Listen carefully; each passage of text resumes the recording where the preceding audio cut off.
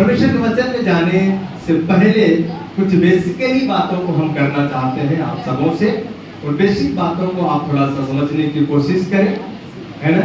क्योंकि जब तक वो बेसिक चीजें आपके अंदर नहीं आएंगी तब तक आप वचन के ज्ञान आपके अंदर नहीं आएगा, और यदि आपके अंदर वचन के ज्ञान नहीं आएगा तो आप परमेश्वर के आशीष को प्राप्त नहीं कर पाएंगे। Hallelujah, hallelujah. इसलिए वचन का ज्ञान होना बहुत जरूरी है ना। क्योंकि जब तक आप वचन को नहीं जानेंगे तब तक आप परमेश्वर को नहीं जानेंगे। क्योंकि परमेश्वर का वचन इस बात को कहता है, यूहन्ना 1:1 में लिखा है। क्या लिखा है, किसी को याद है? बोल सकते हैं क्या? नहीं बोल सकते। यूहन्ना रचित सुसमाचार उसका पहला अध्याय उसका पहला वचन में क्या लिखा है?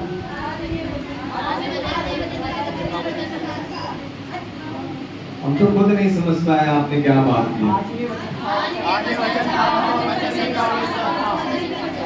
Very good. आदि में वचन था, वचन परमेश्वर के साथ था, वचन ही क्या था? परमेश्वर था। हालेलुया। तो इसीलिए इस वचन को अपने जीवन में अधिकाई से आपको बसने देना है, और जब ये वचन आपके जीवन में अधिकाई से बसेगा तब आप समझ लो कि परमेश्वर आपके अंदर बसा हुआ है। हालेलुया। तो इसलिए इस वचन का आपको क्या करना है? आदर करना है। जो वचन का आदर करता है वो मानो परमेश्वर का आदर करता है, जो वचन का आदर नहीं करता वो परमेश्वर का आदर नहीं करता है। इसलिए वचन का हमें आदर करना है। हालेलुया।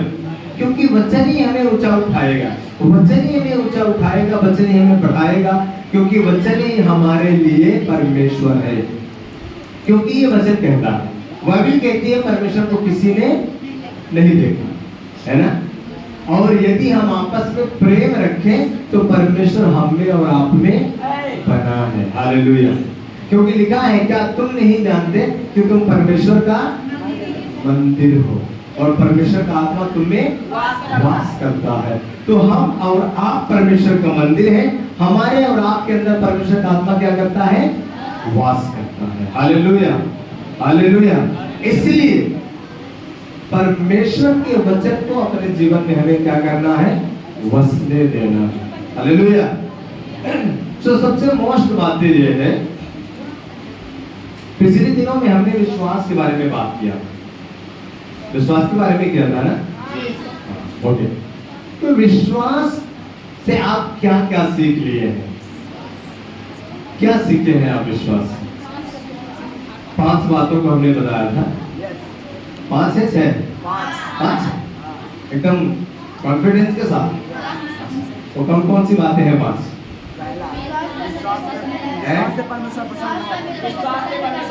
विश्वास परमेश्वर को प्रसन्न करता है। हाँ। विश्वास हमें बचाता है। हाँ। विश्वास हमारे जीवन में आनंद लाता है। हाँ।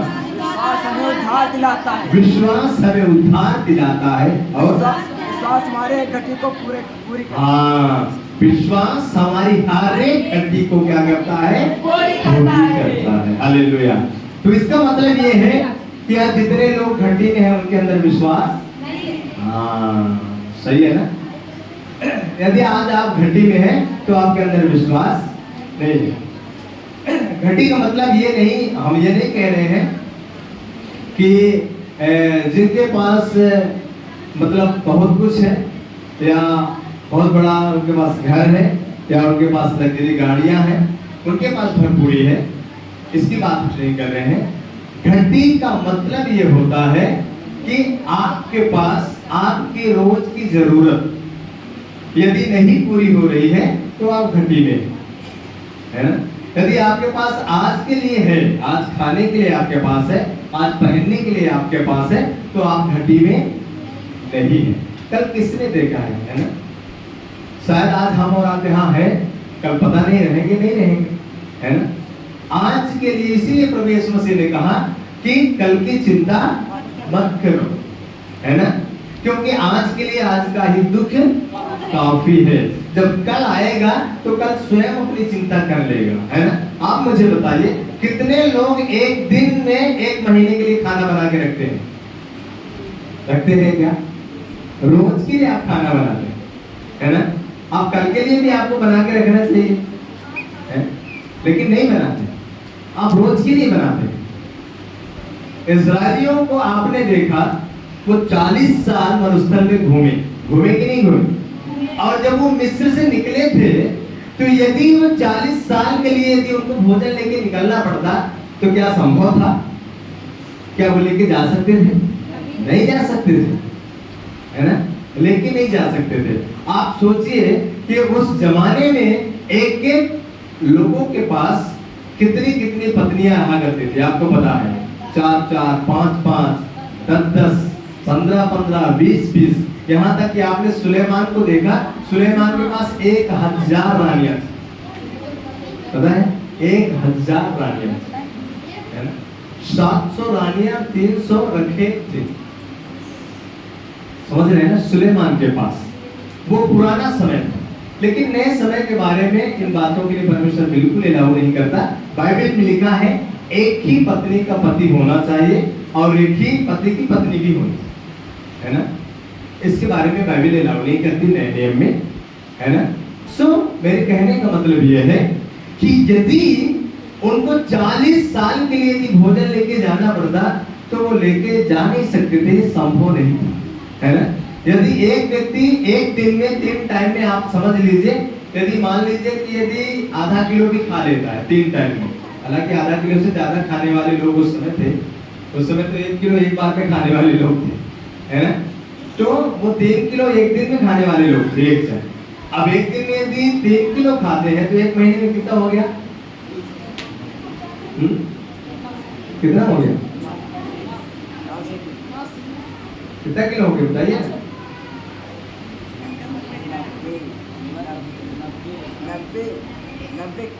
समथिंग 1 कुंटल, आप समझ लो 90 किलो होगा तो आप 1 कुंटल ही समझ लो, है ना? थोड़ा सा। अब एक व्यक्ति का ये है, अब यदि उसके घर में 10 लोग हैं, तब सोचिए एक महीने के लिए 10 कुंटल लेके जाना पड़ेगा उसको। तो आप सोचिए कि 40 साल के लिए कितना हो जाए, 1 साल के लिए कितना होगा? 1 महीने में 10 कुंटल, तो 1 साल में 12 धाम 120 कुंटल। 120 कुंटल क्या लेके जाना संभव है उस जमाने में? आज के जैसे ट्रक नहीं थे, है ना? ऊंट थे, गधे थे, घोड़े थे, ये सब थे उस जमाने में, है ना? आज के जैसे ट्रक नहीं थे, तो गधे मुश्किल से 1 कुंटल आप उसमें ला सकते हैं, ये गधे, है ना? इससे ज्यादा नहीं ला सकते आप। 1 कुंटल भी ज्यादा भारा है ना? वो भी जानवर है, लेकिन मैं मान लेता हूँ चलो 1 कुंटल आपने ला दिया, है ना? तो मतलब इसका मतलब यह है कि 1 महीने के लिए यदि आपको लादना पड़ेगा, बताइए, तो यदि आप 10 लोग हैं परिवार में, तो फिर 10 कुंटल यदि आपको लादना पड़ेगा, तो 10 गधे आपके पास होना चाहिए, है ना? तो परमेश्वर उनको रोज की जरूरत क्या करता था? पूरी करता था। रोज उनको परमेश्वर क्या देता था? मन्ना देता था। और मन्ना पता है कैसे देता था? उस मन्ने में एक खासियत थी। वो क्या खासियत थी पता है? क्या खासियत थी बताइए? हाँ, आप चाहे जितना समेट लो, लेकिन आप दूसरे दिन उसको खा नहीं सकते थे। समझ रहे हैं ना? अब ताजा मन्ना परमेश्वर आपको देता था, एक दिन में आप चाहे जितना समेट लो, लेकिन एक ही दिन के लिए, दूसरे दिन आप उसको खा नहीं सकते थे, है ना? उसमें खराब हो जाता था, कीड़े पड़ जाते थे। रोज का मन्ना परमेश्वर उनको दिया करता था, है ना? अब मुझे बताइए, यदि परमेश्वर उस जमाने में विश्वास योग्य था, यदि परमेश्वर उस जमाने में उनको खिलाया, 40 साल वो मरुस्थल में बैठ के, बाइबल इस बात का गवाह है कि 40 साल उनके कपड़े नहीं फटे। समझ रहे हैं ना? 40 साल उनके कपड़े नहीं फटे। अब सोचिए, है? और 40 साल उनके जूते और चप्पल नहीं टूटे। अब सबसे मजे की बात तो ये है कि जो छोटे छोटे बच्चे थे 40 साल में, वो बताइए कि जवान भी हो गए, सियाने भी हो गए, तो उनके जूते इसका मतलब बढ़ते भी थे, तभी ना भाई, जूता चप्पल के दुकान तो उस जंगल में थी नहीं, है ना? तो 40 साल उनके कपड़े फटे नहीं, 40 साल उनके कपड़े बढ़े, 40 साल उनके जूते चप्पल बढ़े। हमारा और आपका परमेश्वर ऐसा परमेश्वर है, लेकिन कमी कहाँ रह गई है? क्या परमेश्वर की सामर्थ्य कम हो गई है? बताइए मुझे, क्या परमेश्वर की शक्ति कम हो गई है? कहीं ना कहीं हमारा और आपका विश्वास कमजोर हो गया है। कहीं ना कहीं हमारे और आपके विश्वास में कमी है कि जो चीजें परमेश्वर उस जमाने में किया करते थे अपने लोगों के साथ, आज वो हमारे साथ नहीं होता। तो कहीं ना कहीं हमारे विश्वास में कमी है, जिसकी वजह से वो चीजें हमारे और आपके जीवन में, हमारे और आपके परिवार में नहीं हो पा रही हैं। Hallelujah, hallelujah. विश्वास की कमी है, समझ रहे हैं ना? विश्वास की कमी के वजह से आज हम क्या नहीं हो पाते? आशीषित नहीं हो पाते। आज विश्वास की कमी की वजह से हम चंगे नहीं हो पाते। आज विश्वास की कमी की वजह से हमारी समस्याएं दूर नहीं होती, हमारी गरीबी दूर नहीं होती, हमारी बीमारियां दूर नहीं होती, हमारी तकलीफें दूर नहीं होती। विश्वास की कमी है ना, विश्वास की कमी। मैंने बताया था आपको स्मिथ विगलस्वर्थ के बारे में, आपको याद है कि नहीं? उनके पेट के अंदर कुछ पथरियां थी और वो पथरियां बहुत बड़ी हो चुकी थी, और पेट में दर्द होने के कारण एक दिन स्मिथ विगलस्वर्थ को उनकी पत्नी डॉक्टर के पास लेके गई। और जब डॉक्टर के पास वो गए तो डॉक्टर ने चेक करने के बाद कहा इनका ऑपरेशन करना पड़ेगा। स्मिथ विगलस्वर्थ ने कहा कि मेरे शरीर में कोई भी चाकू नहीं फिरेगा, मेरा ऑपरेशन नहीं हो सकता। स्मिथ विगलस्वर्थ वहां से बाहर निकल आए। डॉक्टर ने उनकी पत्नी से कहा अब जब ये दोबारा हॉस्पिटल में आएंगे, आएंगे जरूर, या तो जिंदा आएंगे या तो मुर्दा आएंगे, आएंगे जरूर। स्मिथ विगलस्वर्थ ने कहा दोबारा कभी हॉस्पिटल में नहीं आऊंगा। और सारी जिंदगी, पूरा जीवन भर पथरी का दर्द उनको होता था। उन्होंने बताया अपनी टेस्टिमनी में, उन्होंने कहा कि जब मुझे दर्द होता था तो कभी कभी दर्द से मैं जमीन में लौट जाता था, इतना दर्द मुझे होता था। वो परमेश्वर के बहुत ईमानदार व्यक्ति थे। तो जब उनको दर्द होता था पथरी का तो जमीन में कभी कभी वो लोट पेट हो जाते थे, लौट जाते थे। कुछ समय बाद वो दर्द ठीक हो जाता था। वो दर्द को लिए रहे। कभी कभी जब मंच पे वो खड़े होते थे प्रचार के टाइम पे, तब भी उनको दर्द होता था। तो मन ही मन कहते थे प्रभु जब तक ये प्रचार खत्म ना हो जाए तब तक ये दर्द को तुम लिए रहना। और उस समय वो दर्द उनको नहीं होता था, क्योंकि परमेश्वर की बात को सुनते थे। लेकिन कभी भी उन्होंने परमेश्वर को अपने फायदे के लिए, कभी परमेश्वर को उन्होंने जबरदस्ती नहीं किया। मेरी बात समझ रहे हैं? ध्यान से सुनिएगा। अपने फायदे के लिए कभी भी परमेश्वर को उन्होंने क्या नहीं किया? जबरदस्ती नहीं किया कि नहीं प्रभु ये काम आपको करना ही पड़ेगा, नहीं किया उन्होंने। कभी उन्होंने जबरदस्ती नहीं कहा प्रभु आपका मैं एक इतना बड़ा सेवक हूँ और ये दर्द मुझे क्यों हो रहा है, क्या आपके अंदर ये ताकत नहीं है कि ये पथरी आप खत्म कर दो? ऐसा उन्होंने कभी नहीं कहा परमेश्वर से। वो दर्द को सहते रहे। और उन्होंने अपनी गवाहियों में बताया कि कई बार उस पथरी के दर्द के कारण उनके शरीर से ब्लड निकलने लगते थे। कई बार वो बताते थे कि जब मैं अपने कपड़ों को चेंज करता था तो मेरे कपड़े ब्लड से भीगे हुए रहते थे, लेकिन फिर भी वो परमेश्वर को कभी भी एक लफ्ज में कम करके नहीं बोले। लेकिन एक टाइम आया, एक समय आया कि जब उनकी पथरी उन्होंने बताया कि 100 टुकड़ों में हो करके और वो पेशाब के रास्ते से निकल गई। हालेलुया, ताली बजा के परमेश्वर। उन्होंने कुछ भी नहीं कहा परमेश्वर से कि प्रभु आप इसको निकालिए या कुछ कीजिए। लेकिन एक दिन उन्होंने परमेश्वर से कहा प्रभु अब ये दर्द सहन नहीं होता, अब ये दर्द सहन से बाहर, अब मैं नहीं सह पाता प्रभु, अब आप ही कुछ कीजिए। उस दिन प्रभु ने उनकी पथरी को 100 टुकड़े कर दिया। जिस दिन उन्होंने कहा कि प्रभु अब ये दर्द मुझसे सहन नहीं होता, उसी दिन परमेश्वर ने 100 टुकड़ों में उस पथरी को किया और 100 टुकड़ों में उसको बाहर निकाल दिया। हालेलुया। और उन्हें हॉस्पिटल जाना नहीं पड़ा। और जब उनकी मृत्यु हुई, डॉक्टर ने कहा था मरने के बाद तो जरूर आएंगे, क्योंकि इतने बड़े प्रभु के दास हैं और इनका चेकअप तो करवाएंगे लोग, इनका मृत्यु कैसे हुआ। लेकिन जिस दिन आराधना का समय था, वो आराधना में गए, चर्च में गए, चर्च की सीढ़ियों को उन्होंने चढ़ा, चर्च में जाकर के प्रभु की महिमा को उन्होंने किया, और प्रभु की महिमा करते करते वो मंच पर ही उनकी मृत्यु हुई, और बहुत ही सरलता के साथ वो प्रभु में सो गए। और जब उनको चेकअप किया गया, जब डॉक्टरों ने चेकअप किया, तो डॉक्टरों ने कहा स्मिथ विगर्सवर्थ की ऐसा लगता है उनकी मृत्यु नहीं हुई, जैसा कोई व्यक्ति काम करने गया था और काम करके वापस आया और उन्होंने अपने कपड़े बदले और अब चारपाई में वो विश्राम करने के लिए चला गया हो। Hallelujah, hallelujah. ऐसी उनकी मृत्यु हुई। डॉक्टर ने कहा कोई पोस्टमार्टम की उनकी जरूरत नहीं है। तो वो बात उन्होंने जो कहा था कि ना तो मेरे जिंदा, ना तो मेरे मरने के बाद मेरे शरीर में कभी चाकू नहीं फिरेगा, तो नहीं फिरा।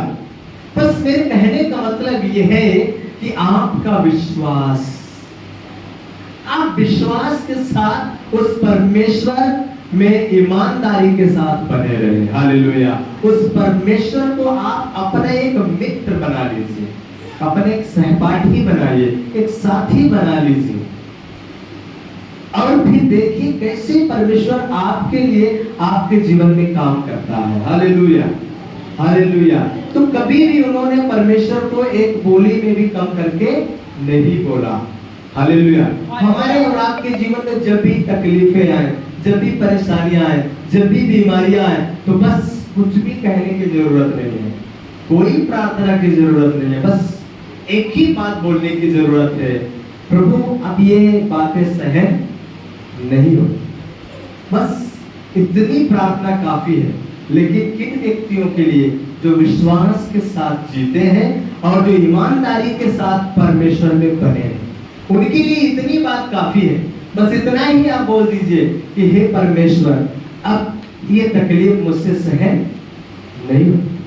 मैं विश्वास के साथ कह सकता हूं, क्योंकि ये मेरा प्रैक्टिकल है।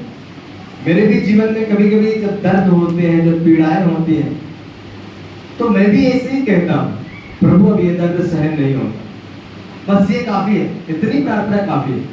बाकी कुछ बोलने की जरूरत नहीं है, ज्यादा कुछ बोलने की जरूरत नहीं है, अपने लिए ज्यादा कुछ नहीं बोलना है, इतना बात काफी है। क्योंकि वो परमेश्वर जानता है, जो आपके साथ हमेशा है, 24 घंटे है, तो उसको आपके बारे में क्या मालूम नहीं है कि आपको क्या जरूरत है, क्या तकलीफें, क्या समस्या है, सब मालूम है।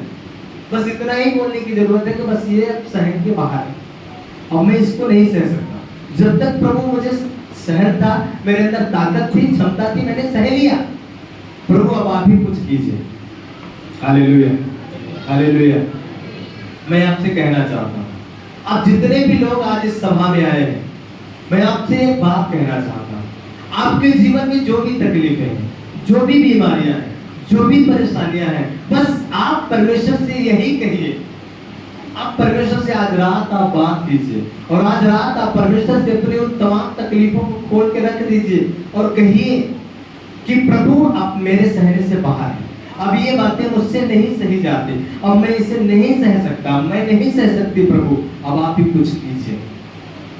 विश्वास के साथ आप उसके पास जाइए, कुछ भी संदेह मत कीजिए, कोई संदेह मत कीजिए। आप समझ लीजिए, बाइबल कहती है कि यदि आपने परमेश्वर से कुछ मांगा है प्रार्थना में, तो आप सबसे पहले ये विश्वास कर लो कि आपको मिल गया और वो आपके लिए हो जाएगा, है ना।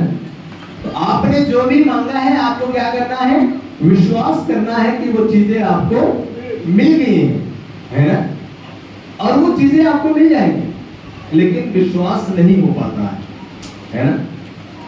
विश्वास हमारे जीवन में हमारी हर एक घटी को पूरी करता है ना। इसलिए आपके अंदर विश्वास होना बहुत जरूरी है। Hallelujah, hallelujah.